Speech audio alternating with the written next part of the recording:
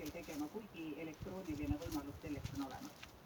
Ja lisaks selle isikukoodide andmine, see on ka seotud sellega, et Euroopa Liidust tulid inimesed siia elama või kolmandatest riikidest siia tööle, siis perekonnaseisuasutused väljastasid isikukoode, kuid praegu on see liikumine peatatud ja ma usun, et see on ka miinimumi läinud see nõue. Kuigi eilse päeva jooksul oli meil umbes isiklikult kohal 100 inimese ringis. Võta iDealist uus äpp ja seade nulliga. 0% intress, 0 eurot sissemakse ja 0 eurot lepingutasu. iPhone'i saab võtta mugavalt 12 kuuks ning iPadi või Mac arvuti suisa 24 kuuks. Vaata lisa iDeal.ee ja täida taotlus veebis vaid 1 minutiga. iDeal, sinu kohalik Apple'i ekspert. Hansaposti kevadised moeuudised. Kevadkollektsioonid on kohal. Helly Hansen, Didrikson, Sluhta, Icepeak, Michael Kors, Tamaris, Dissento ja palju teisi tuntud brände. Uuri lähemalt e-poest hansapost.ee. Hea maaomanik, siin räägib Hans-Erik Metsatervenduse osaühingust. Kas sulle on müügimõtted pähe toonud tüütute vahendajate telefonikõned, sooviga osta põllu- ja metsamaad parima hinnaga nüüd ja kohe? Maa ja maaelu on meie riigi, keele, kultuuri, julgeoleku ja rahvuse säilimise alustala. Ärge müüge oma metsa või põllumaad.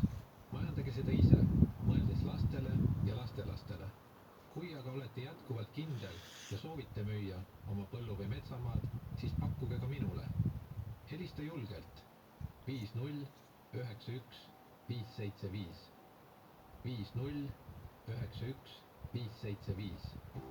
Igal reedel kella 10 hommikul on Kuku eetris Patsiendiminutid. See on kuulamine eelkõige neile, kes tunnevad huvi nii oma tervise kui ka üldise tervishoiupoliitika vastu. Saatejuhiks on Kadri Tammepuu, niisiis Patsiendiminutid igal reedel peale kella 10 uudiseid. Patsiendiminutid toob teieni Eesti Patsientide Liit.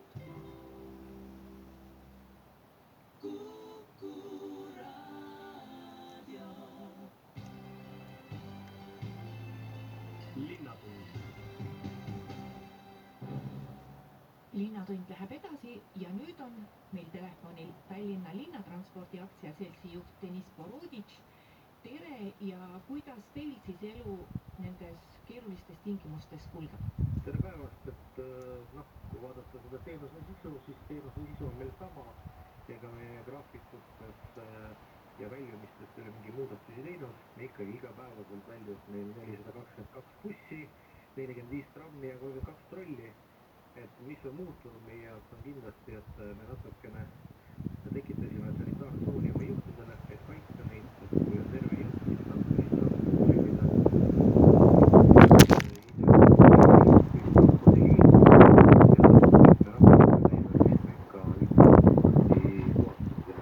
Et need on need asjad, et mida me teeme nagu rohkem ja täiendavalt, üldjuhul ühistransport toimib, nagu ta toimis nädalaga ja minu meelest, et kuna transport on Tallinna linna, ütleme niimoodi süda ja nii kaua kui on liikumispiirangud meil linnas või riigis kehtestatud, siis transport peab olema tagatud. Ja linn on ka teadanud, et sellega, et võimalikult vähe oleks ei kontrolli munitsipaalpolitsei pileteid ja kas siis piletit ei peagi üldse olema? Me ise lõpetasime juba eelmise nädala alguses piletite müügi ühistranspordi juhtide käest, et aga linna oli kohtustus, et Tallinna linna ühistranspordis liikumine on tasuta kõigile, piletid on olemas pealt. Kuidas bussijuhtidega teil on, et kas teie meeskond on rivis või olete pidanud ka väga palju inimesi koju saatma, kas siis karantiini või haiguse pärast, et kuidas sellel rindel on? Kindlasti, et me rakendame täiendavad meetmed nende inimeste suhtes, kes saabuvad välismaalt, et neid me suuname nii nagu mujal riigis, et 8 nädalat nii-öelda kodukontorisse või karantiini.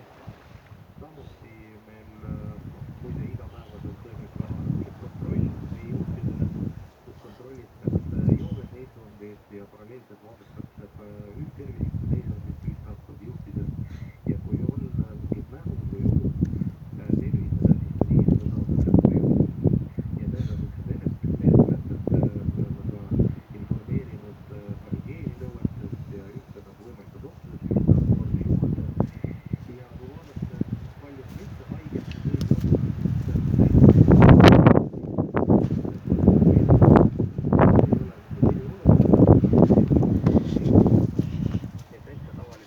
seis, et mitte midagi erakordset ei ole.